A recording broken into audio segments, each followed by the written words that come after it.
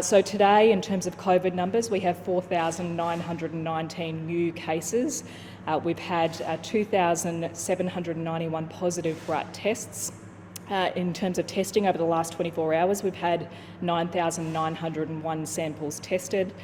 Sadly, it's my duty today to report that 10 people have tragically lost their lives, and we of course extend our thoughts to those families. In terms of COVID care in hospitals, there are 391 patients in public hospitals, including 31 in the ICU, 23 patients in private hospitals, including 5 in the ICU.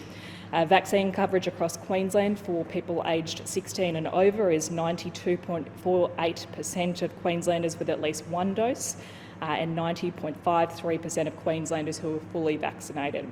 For 5 to 11-year-olds, we have 41.81% of eligible children with one dose. And for boosters, we have 62.93% of the eligible population having received a booster, which is fantastic. I'll hand over now to the Chief Health Officer.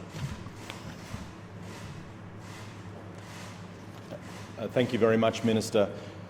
Sadly, we have 10 deaths to report today. 1 person in their 50s, 1 in their 60s, 2 in their 70s, 5 in their 80s and 1 in their 90s.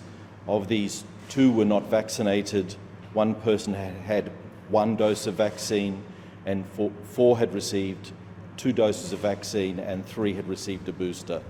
And 4 of these deaths were among aged care residents. Our thoughts again without their families. In terms of hospitalisations, things remain stable. We now have 391 people in public hospitals. It's around the same as yesterday when we reported 384. That includes 31 people in intensive care units. Was 33 yesterday. That's their public hospitals I'm talking about. In the private hospitals, we have 23 patients in private hospitals, down by 1 from yesterday when it was 24.